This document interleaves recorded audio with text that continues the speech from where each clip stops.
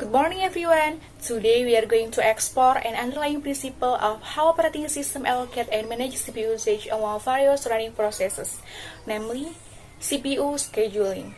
We will understand why CPU scheduling is so important, how it works, and the different types of algorithms used to achieve efficiency and responsiveness in CPU usage. Previously, let me introduce myself. My name is Nisa Mafrokhatun Aliyah with ID number 53024222069, who will present the material of CPU scheduling. First, I will explain about basic concept of CPU scheduling.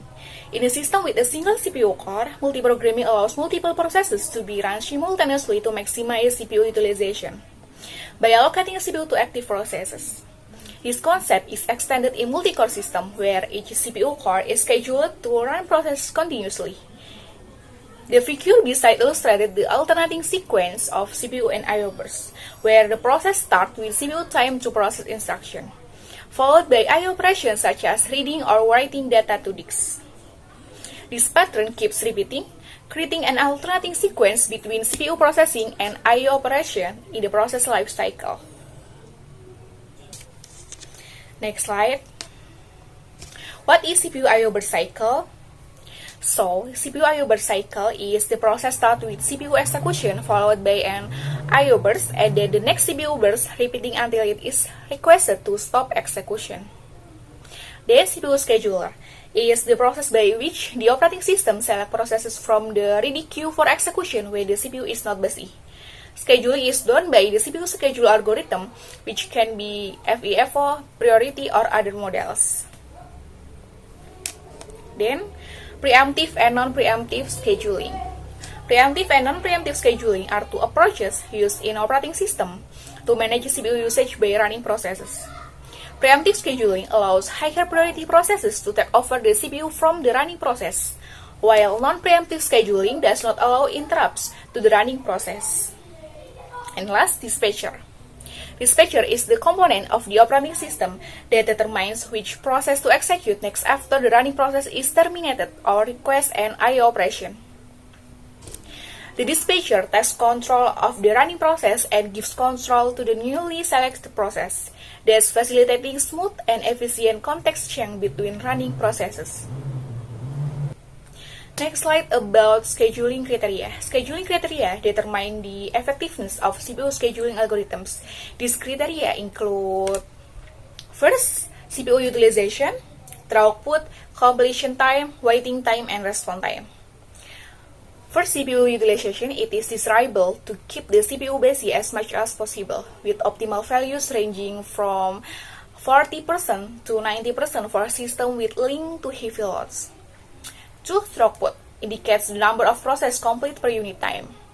3. Completion time determines the total time required to execute a process, including time in the ready queue, execution time in the CPU, and I/O time.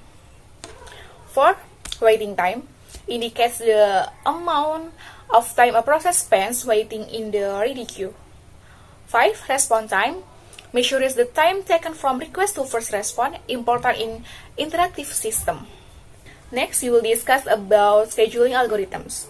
There are different CPU schedule algorithms used to select such processes. Here, I will explain these algorithms in the context of a system with only one processing core available, which means it can only run one process at a time.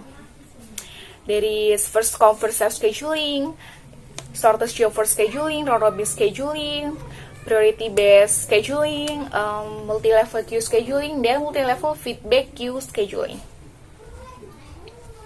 First come, first served scheduling, FCFS.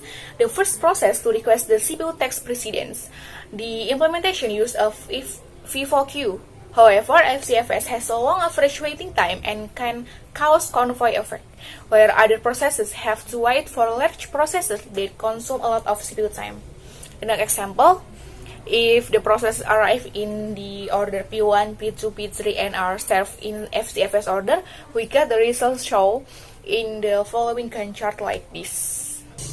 0 to 24 P1, 24 to 27 P2 and 27 to 30 P3. Then shortest job for scheduling. SGF CPU scheduling algorithm is a different approach in CPU scheduling. When CPU is available, CPU is allocated to the process that has the smallest next CPU burst. This algorithm is optimal as it provides the minimum average waiting time for a given group of processes.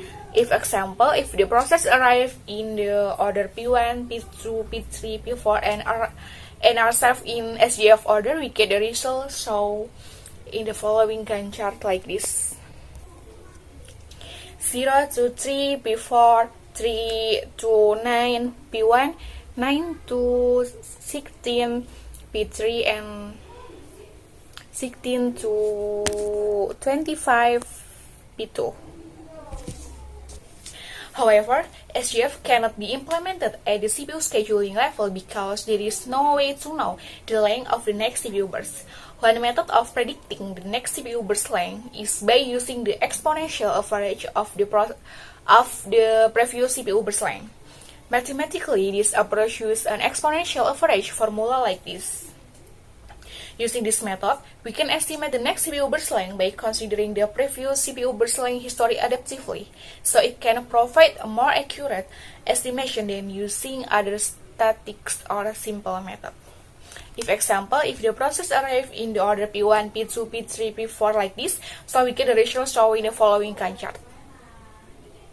Then, round-robin scheduling. Round-robin scheduling is similar to FCFS, but with preemption to switch between processes. Processes are assigned a time quantum, and the CPU switches between them. The average time can be long depending on the quantum. Generally, the quantum is between 10 to 100 milliseconds, with context time being about 10% of the quantum. If the process arrives in the order P1, P2, P3, and are served in RR order, so if we use a time quantum of 4 milliseconds, then process P1 gets the first 4 milliseconds, since it requires another 20 milliseconds. It is preempted after the first time quantum, and the CPU is given to the next process in the queue, process P2. Process P2 doesn't need 4 milliseconds, so it quits before its time quantum expires. The CPU is then given to the next process, process P3. Once each process has received one time quantum, the CPU is returned to the process P1 for an additional time quantum. Then, priority-based scheduling. Priority-based scheduling is the CPU schedule algorithm in which each process is given a certain priority. The CPU is allocated to the process with the highest priority. If two processes have the same priority, they are scheduled based on first come, first served order, FCFS. If the process arrives in the order P1 until P5 and using priority scheduling, we will scheduling this process according to the following Gantt chart like this. 0 to 1 P2, 1 to 6 P5, 6 to 16 P1, 16 to 18 P3, and 18 to 19 P4. The main problem with priority-based scheduling algorithm is it determines blockade or starvation, where low priority processes may never get a CPU if higher priority processes keep arriving. Another approach is to combine round-robin-based scheduling with priority-based scheduling. In this approach, the process with the highest priority is executed, and if there are processes with the same priority, they are executed in turn, round-robin. If the process arrives in the order P1 until P5 and using priority scheduling with round-robin for process with equal priority, we will schedule this process according to the following Gantt chart using a time quantum of 2 milliseconds like this. Then, multi-level queue scheduling. Multi-level queue scheduling divides processes into several queues based on their priority or type. Processes on higher priority queues are scheduled first. And the last, multi-level feedback queue scheduling. Multi-level feedback queue scheduling allows processes to move between queues based on CPU burst time. Processes with short CPU bursts remain in the higher priority queue, while processes with long CPU bursts are moved to the lower priority queue. This prevents starvation and provides fast response to processes with short CPU bursts. Okay, after schedule algorithm, then we will discuss about thread scheduling. Basically, there are two main levels of threat management in operating system: user-level threats and kernel-level threats. In this section, we explore scheduling issues involving us user-level and kernel-level threats and offer specific example of scheduling for B threats.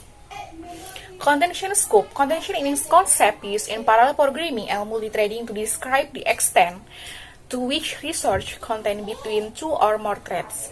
There are two common levels of coverage in contention scope. 1. Process contention scope or PCS, and 2. System contention scope or SCS. PCS, in this scope, the competing resources are limited to the process. This means that threads within the same process compete for the same resource. And then SGS, in this scope, the competing resources are at the system level. The system uses a one-to-one scheduling model where only one thread is scheduled to execute at a time. For example, operating systems such as Windows and Linux use SGS in thread scheduling. Then pthreads, or POSIX threads, which is a standard for creating and managing threads in Unix and Unix-like systems. Pthreads provides the ability to set the contention scope during thread creation. There are two contention scope values supported by pthreads: pthread scope process and pthread scope system. First, pthread scope process is set up thread scheduling using process contention scope, which means competition for CPU occurs between threads in the same process. And then two, pthread scope system, we set up thread scheduling using system contention scope, which means competition for CPU occurs between all threads in the system. Example, pthreads aggregate scope. This function retrieves the scheduling range from the attribute. It checks whether the range is pthread scope process or pthread scope system. And an example, pthread aggregate scope. It sets the scheduling algorithm. The next slide, we will discuss about multiprocessor scheduling, approaches to multiple processor scheduling. There are two approaches to dual processor scheduling, one asymmetric multiprocessor (EMP) and symmetric multiprocessor (SMP). First, asymmetric multiprocessor (AMP). One processor manages all scheduling, decision, and system activities. The other processor only executes user code and simple but a potential bottleneck as all system activities converge on a single core. Then, symmetric multiprocessor (SMP). In the symmetric multiprocessor approach, each processor has the authority to manage its own scheduling. There are two strategies to manage ready-to-schedule threads using a shared ready queue or private queue for each processor. This is picture about organization of ready queue. There is common ready queue and per current queue. Then multi-core processor. Multi-core processors are a recent development of SMP system that originally allow multiple processors to run simultaneously by providing multiple physical processors. Multi-core processors can complicate scheduling issues. For example, when a processor accesses memory, it spends significant time waiting for data to become available. This situation, known as memory stall, occurs mainly because modern processors operate at much faster speeds than memory. To address this situation, many recent hardware designs have implemented multi-threaded processing cores where two or more hardware threads assigned to each core. Thus, if one hardware thread experiences a memory stall while waiting for memory, the core can switch to the other thread. This technique is known as chip multithreading (CMT). Then, there is load balancing, processor affinity, and heterogeneous multiprocessing. Load balancing first.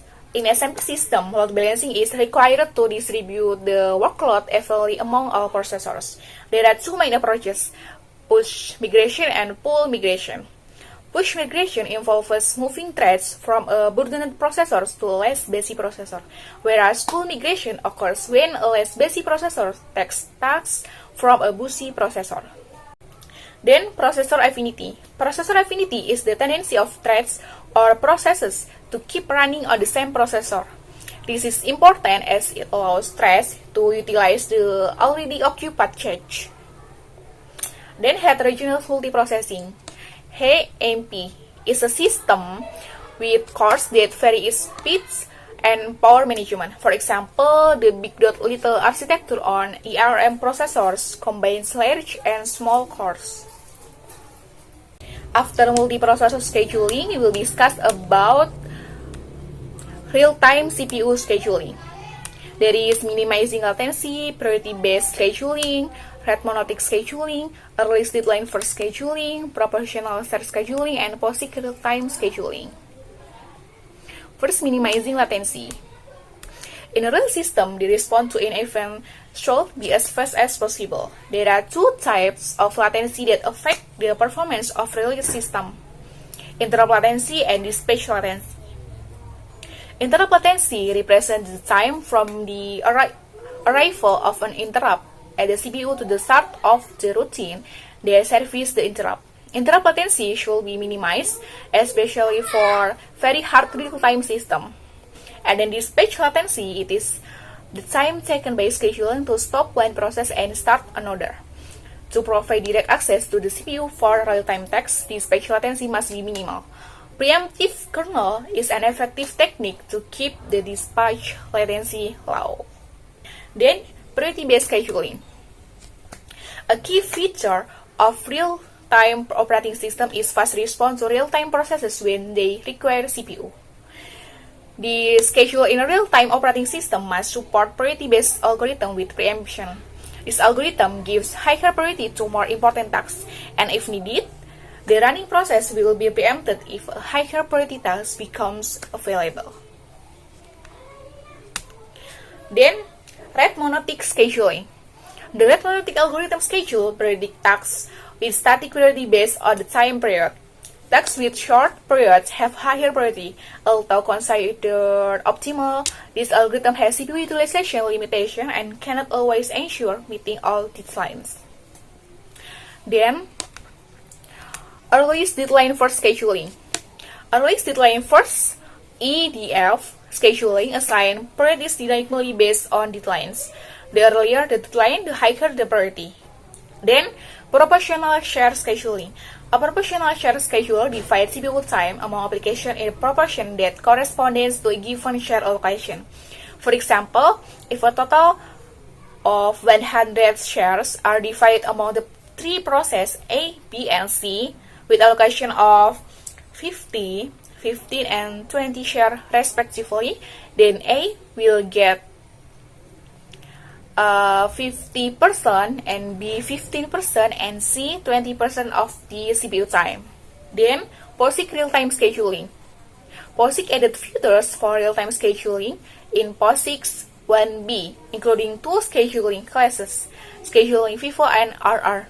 Scheduling FIFO applies a first come first serve policy without time slicing, while schedule RR uses a round-robin policy with the time slicing. Okay, next slide. This slide we will discuss about operating system example. That is, I will give example Linux scheduling, Windows scheduling, and Solaris scheduling. First, Linux scheduling. In Linux version before 2.5, the scheduling system follows a variation of the traditional Unix scheduling algorithm. However, this algorithm was not designed for SMP system and caused poor performance on system with many running processes. In kernel version 2.5, the scheduling was overhauled with an O algorithm that runs in contains time regardless of the number of tasks in the system. This algorithm provides better support for SMP system. Scheduling in Linux is based on scheduling class, each with a specific priority. Linux has two main scheduling classes. One, the default scheduling class using the CVS algorithm. Two, real-time scheduling class. CVS calculates a proportion of CPU time to each task based on the nice value assigned to each task. Lower nice values get a higher proportion of CPU time. Linux also implements real-time scheduling using the POSIX standard with scheduling FIFO and scheduling RR policy. Example 2. Windows scheduling. Windows schedule threads using a priority-based preemptive scheduling algorithm. And then example 3, Solaris scheduling. Solaris uses priority-based scheduling with 6 thread class, time sharing, interactive, real-time system, file share, and fixed priority, like this. Then we will discuss about algorithm evaluation. There is deterministic modeling, quiz modeling, simulation, and implementation. First, deterministic modeling. Deterministic modeling is an analytical evaluation method that assesses the performance of scheduling algorithm using predefined workloads. It is useful for comparing algorithms and providing examples that may not be applicable to all scenarios. An example, if the process arrives in the order P1 until P5 and are served in FCFS, average is equal 0 plus 10 plus 39 plus 42 plus 49 divide 5 and equal 28 milliseconds. And are served in SGF order, average is equal 10 plus 32 plus 0 plus 3 plus 20 divide 5 equal 13 milliseconds. And are served in RR order equal 0 plus 32 plus 20 plus 23 plus 40 divide 5 equal 23 milliseconds. And then next, queuing modelings. In queuing modelings, computer systems are described as a network of servers, where server has a queue of waiting process. By knowing the arrival rate and service rate, we can calculate the average utilization, average queue length, average waiting time, and so on. This method is called queuing network analysis. For example, we can use little formula to calculate one of the 3 variables if we know the other 2.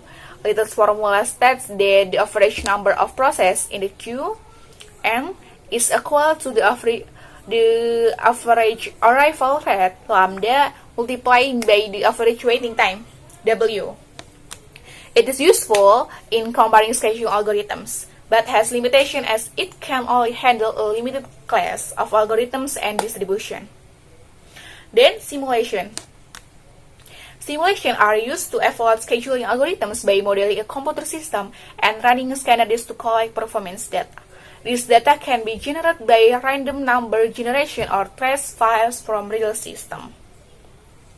And then implementation. Direct implementation of a scheduling algorithm into the operating system is the most accurate way to evaluate its performance, although it requires considerable cost and time. This can be done through setting scheduling parameters or the use of API that allows setting process or thread priorities. Okay guys, finally we can reach the end of the material from CPU scheduling. In conclusion, CPU scheduling is the foundation of modern operating system performance.